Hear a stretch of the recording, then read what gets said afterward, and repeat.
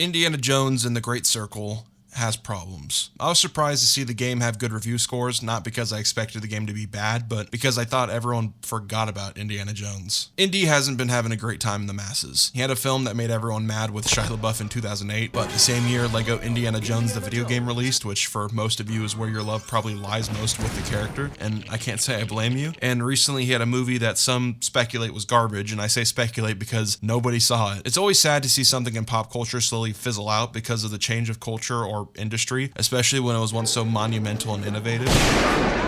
But it hurts even more when, at the same time, that final hurrah is just bad and desperate. It was just kind of cool. Okay. While Harrison Ford could crack a whip and go on wacky adventures reminding everyone that artifacts belong in a museum, he could also have combat with a plane. Technically. Have you ever wanted to fly an old-style plane that looks exactly like the one from the Wii Indiana Jones game? Well, that's never gonna happen.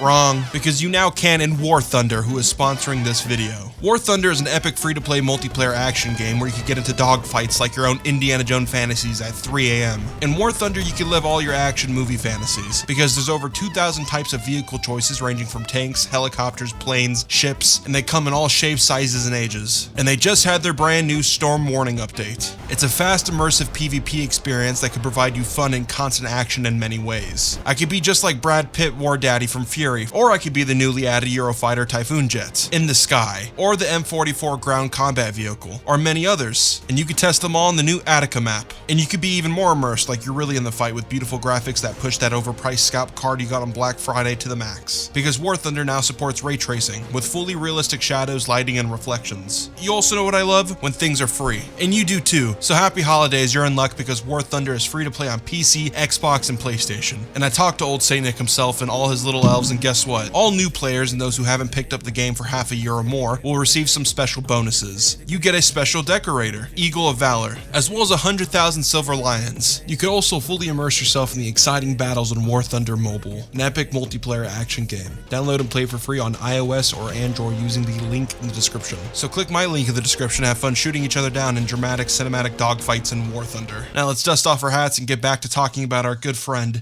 Indiana Jones. When you hear discussion around Indiana Jones now, it's about how the mainstream outgrew him or how it was the stepping stone for things that have surpassed him. And even before this game came out, it was under the shadow of being a copy of Uncharted, when Uncharted only exists because of films like Indiana Jones. I bring this up because it made this game even more fascinating to me when it was announced. No one cares about Indiana Jones. Making an Indiana Jones game wasn't going to be a smash hit and fly off the shelves, and even now it was on Game Pass day one, so a lot of people who played it had nothing to lose financially. Indiana Jones and the Great Circle is truly a passion project from a fanboy who loves the character so much that he wanted to give it his own crack. So weirdly enough, this game does only exist because of Todd Howard. On this channel, I'm extremely critical of Todd and Bethesda and how they handle their IPs, but in this specific case, I find it to be very endearing and reminiscent of old Bethesda before they went in the direction they are at currently. Todd Howard's favorite movie of all time was Raiders of the Lost Ark. And Raiders, still my favorite movie of all time. No debate. It's the best movie ever. Best movie ever. Ever. And he's been wanting to make an adventure game with Indiana Jones since 2009. But since this was a year after Kingdom of the Crystal Skull, the IP was still hot and out of grasp of Mickey Mouse. Also, Lucasfilm was still making games at the time, so they're developing an Indiana Jones project themselves. And Bethesda was coming off of the success of Fallout 3, so things just didn't go to plan, and they moved on to Skyrim. Fast forward to the future, Bethesda is incredibly successful now, and Indiana Jones is a dead franchise under the thumb of Mickey Mouse. So now Todd gets the toy he wanted once again. But Bethesda as a game studio was busy watching lights flicker slowly while making Starfield over the course of a million years, and Machine Games were in a beautiful position to make a game since everyone hated them. The studio itself was made up of ex-Starbreeze devs and had to prove themselves to Bethesda. It only got on their radar by fixing a bug for the studio that was making Doom, id Software. And in Bethesda fashion, they got the rights to the Wolfenstein IP through Blood Magic and offered it to the newly made Machine Games to make it. And they made such a good Nazi punching game that inspired the same developer from earlier, id Software, to make Doom 2016 the game that it became, and now they have been riding on that tidal wave. Then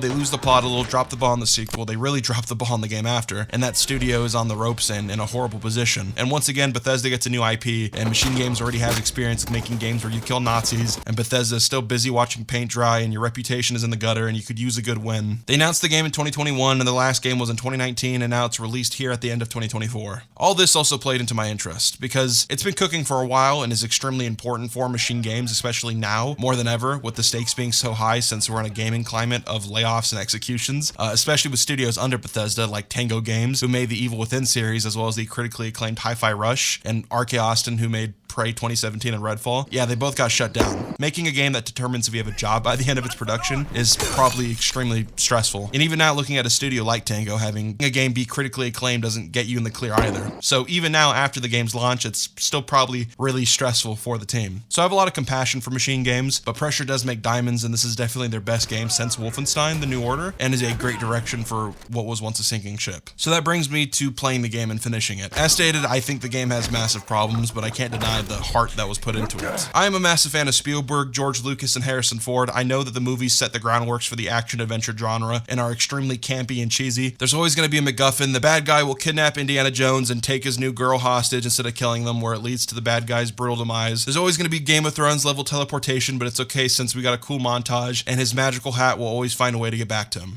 The hat had a wash-up shore, right? Nope, there.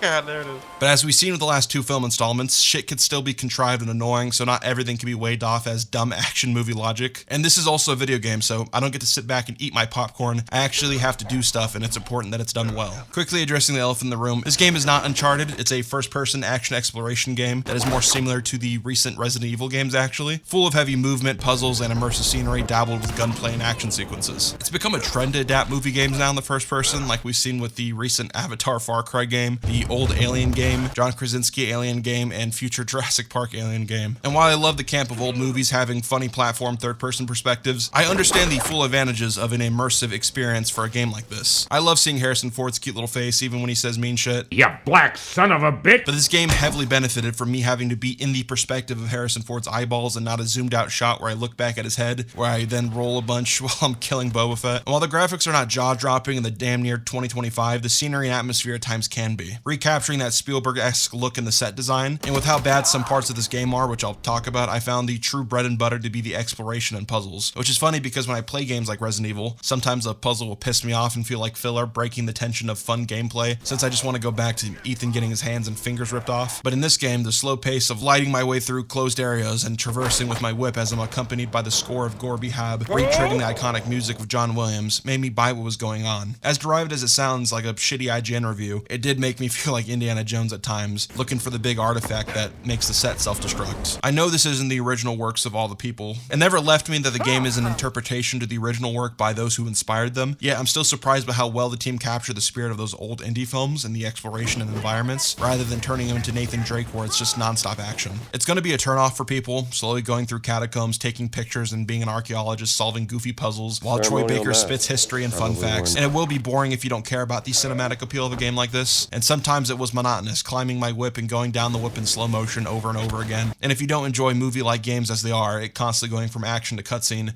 will piss you off. I knew what I was buying into with it being an Indiana Jones game, so sometimes the seamlessness was impressive to me, but I wonder if on third replay I would want to sit through some of the dialogue I sat through the first time. But just look at some of the footage I'm playing. Since this is a video game and not a movie, it has so much more time to go location by location and venture in different sceneries, sand, jungle, water, snow, invasions, catacombs, tombs, temples, city, village. I see why the game took so long to make. Every area feels like a handcrafted movie set. The only other time it's been this immersive for me was like when I was waiting in line for the Indiana Jones ride at Disneyland. This isn't Red Dead 2. It definitely doesn't have the budget. Sometimes my own shadow would throw me out of the immersion a little, but it's one of those classic cases where the art style carries, and I see this game aging very well in that aspect. Also, the traversal, puzzles, fire pit trials, scorpion traps. So at some point, it was more like a Resident Evil game where the lights cut off and shit was running at me in the dark.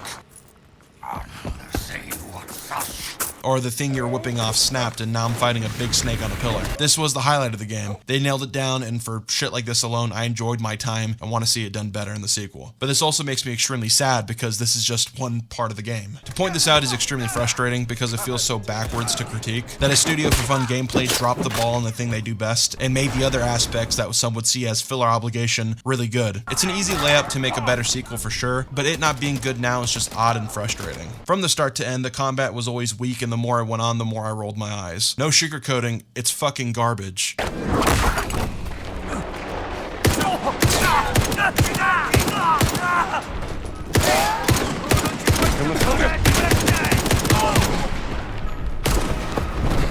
Wow, that is unsatisfying. I think the team was insecure on how to do this, but like I said earlier, Todd Howard isn't George Lucas. This is an interpretation of the classic Indiana Jones, so Machine Games should have pushed into their strong qualities of creating a fun game loop that would have been slightly unfaithful, rather than making a horrible one that sucks and ruins the flow of the game.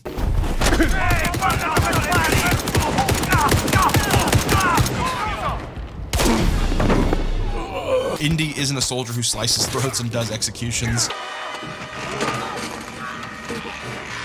Okay, I mean, like, he isn't doing fatality executions, but it feels so 1 foot in and 1 foot out to put in mechanics like Indy having a revolver with limited ammo, and just general gun combat, with enemies also having guns that you could disarm and pick up and shoot. There's a fucking slide mechanic even. All this to then neuter the gunplay so people are enticed to not dabble with it. The game tries so hard to push you away from using its own mechanics. Oh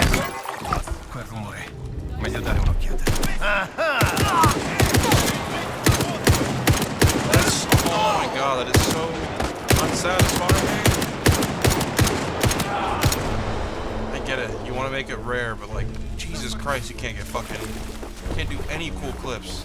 Oh my god, it's so goddamn boring. Even with gun upgrades, my character was still shooting Nerf bullets that do nothing, which then leads to a boring situation where I do shitty hand-to-hand combat and die to then reset playing the game the way Machine Games wants me to, which is mediocre half-assed stealth, which just makes it all around not satisfying. It broke my immersion more to be pissed off at the game more than it would have been to be a 40-year-old archaeologist who gets perfect one-taps and is hell on wheels. This is literally Indiana Jones, by the way, where he does the impossible all the time and comes out alive. Earlier, I compared the game to Resident Evil. In that situation, you're a normal-ass guy fighting werewolves and shit, so yeah, I get why the combat is jank and you're shooting Nerf darts, but I'm an action-adventure hero shooting Nazis. Why is my headshot making some asshole's normal hat fly off to then eat another 3 shots? And why is the ammo so low when it's also so useless? And why am I dying in 3 hits when the combat is so shit as it is? It made me go back and look at some of the stuff you could do in Wolfenstein, and it just makes no sense to me. And even if you want to make the case that Indy isn't a gunslinger, the hand-to-hand combat also sucks ass, so they dropped the ball there as well. It already sucks ass in parkour stuff and traversing open spaces, but it makes the hand-to-hand combat unbearable,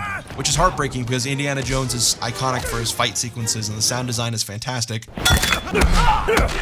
But throwing haymakers to then having to sit around for 10 seconds to then get stuck in the same animation or die was also fucking annoying. It's also worse in boss fights and ruin them, not gonna lie. If you're gonna spam this combat system, then at least make it engaging. The final boss was punch, punch, punch, let him whip me to get my stamina back, then punch, punch, punch. Same with the giant characters. Compare this to Red Dead 2. Yes, it's as simple as blocking and punching, but also feels so meaty and engaging, and it's just fun to do. I like rolling around the mud going haymaker for haymaker, but being in fighting pits where it's almost the same type of style is ruined by a shitty low stamina system. As speculated earlier, I think all this neutering was to enhance the stealth system of this game, so let's talk about that.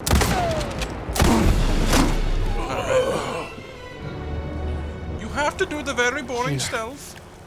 I gotta find a way down there. You have to do the Mickey Mouse stealth. Since the guns are so bad, you're better off turning them around and using them as an item to knock people out. The game turns into a big game of crouch and pick up Mickey Mouse item and repeat the same animation over and over again, with barely any stakes since the enemy AI is fucking garbage and they spam it throughout the whole game. Tense moments in the story, stealth. Open camps, stealth. Gotta find items, stealth. I like stealth, especially when it's done right with games like Metal Gear Solid, but here it's just so bad, and it just makes me not want to replay the game. Even some of the scripted scenes were just so bad as well. Like, there's no stakes and it's all hand-holding.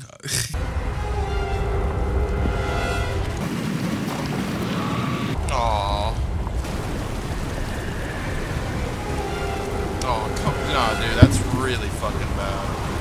Overall, the game is really flawed in this department, which is bumming because I did enjoy the other half, like I said. But to say this game is like an 8 out of 10 is just not true. Who knows if this game gets a sequel? People already forgot about it, so this is a small video, by the way. I just wanted to get my thoughts on this really quick. New video soon on Rivals, like a whole big one.